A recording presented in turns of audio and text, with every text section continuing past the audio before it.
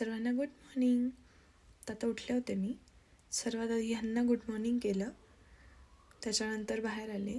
आज जरा आबूट आलं होतं, त्याच्यामुळे थोडंसं आता वॉक करूया. आज रविवार होता त्याच्यामुळे थोडंसं निवांत होते म्हणून मी वॉक करायला चालले होते. नेमकी समोर चिमण्या ना दाणे खात होते. मी म्हटलं आता मी जर गेले तिथेच त्या उडून जातील, त्याच्यामुळे मी थोड्या वेळ थांबले तिथे. शिवांशही आज बाहेरच होता. रविवारी तो जरा जास्तच लवकर उठतो, त्याच्यामुळे म्हटलं ठीक आहे आता वॉक करूया त्याला घेऊन. ही माझी सर्वात लहानी नणंद आहे.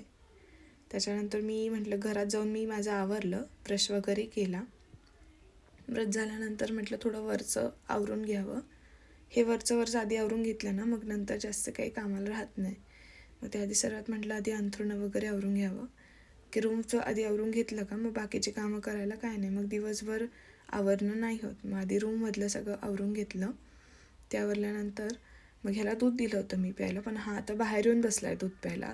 त्याला अजिबात घरात प्यायला नाही आवडत.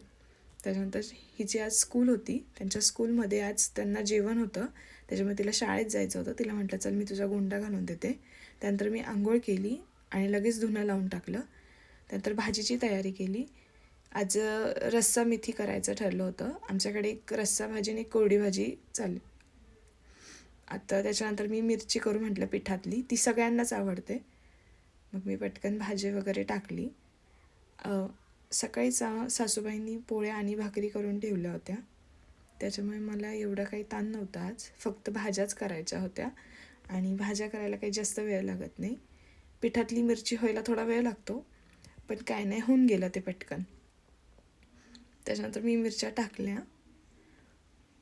मिरच्या टाकल्यानंतर लगेचच ते जेवायला आले होते. मग आम्ही जेवायला बसलो होतो. आज फुलवंती पिक्चर चालला होता, त्यांना बघायचा होता तो. म्हटलं ठीक आहे आज हा पिक्चर बघूया, आणि आम्ही जेवायला बसलो आहे. हे माझं ताट आहे. त्याच्यानंतर मी शिवांशला क्लासला सोडवायला चालले होते. तर आजूबाजूला सगळे शेत आहे, बरेचसे इथे ऊसाचे शेत आहेत, त्यामुळे इथे तोडीवाले येत असतात. त्यांनी हे ऊस तोडून आता हे सगळं बांधून ते साखर कारखान्यावर नेतील द्यायला. आणि तिथे जे लांब होते ते ऊस तोडीवाले होते, ते ऊस तोडत होते. आणि इथे जागोजागी तुम्हाला अशा रसवंत्या बघायला मिळतील ह्या पूर्ण रोडने.